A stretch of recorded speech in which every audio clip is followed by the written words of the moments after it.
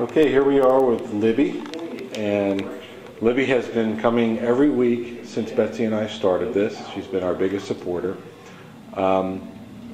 What's your favorite movie that we've shown? I like them all because they all show different things.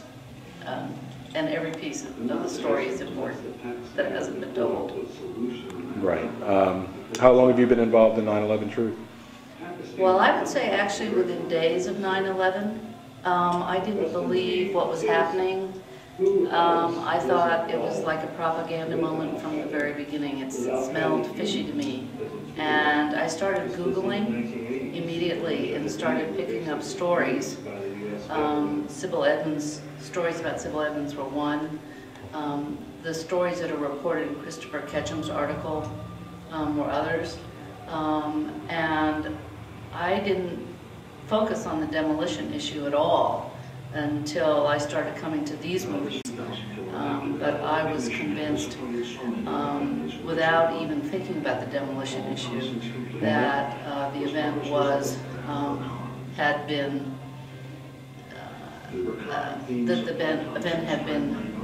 different. Something that many people were aware of and was used for propaganda purposes.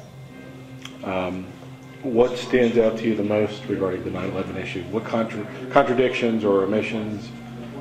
You know, what is your topic that you like to talk about? I would say fascism.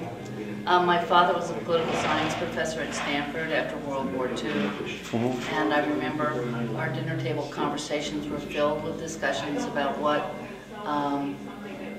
democracy was about. He was a constitutional scholar, and he wrote for the American Civil Liberties Union in the early 50s, and I remember the McCarthy era.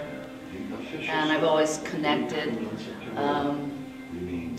the Holocaust and the tragedies of World War II with the rise of fascism and linked them together, and felt that if we sunk into fascism, we would risk putting our people, and especially different minorities in this country, at risk.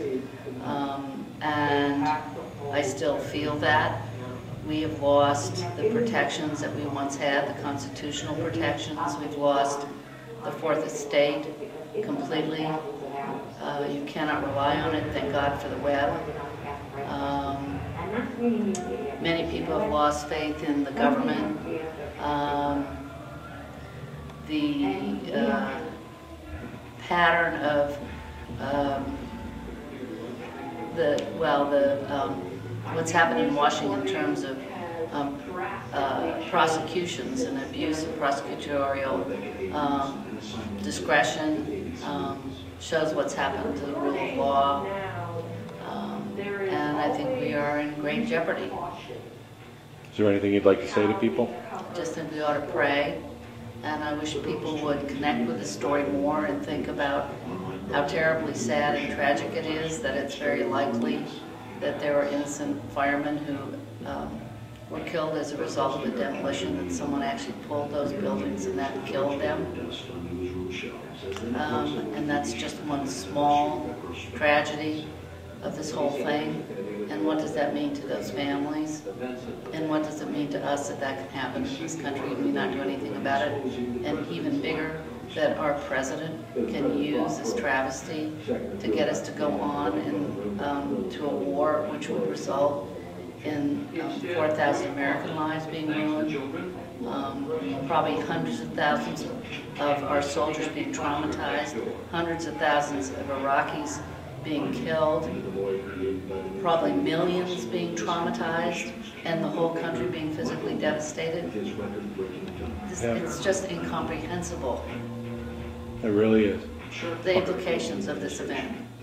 Well, thank you very much, Libby, for all of your support during these weeks and months that we've been doing this, and I look forward to seeing you next Tuesday.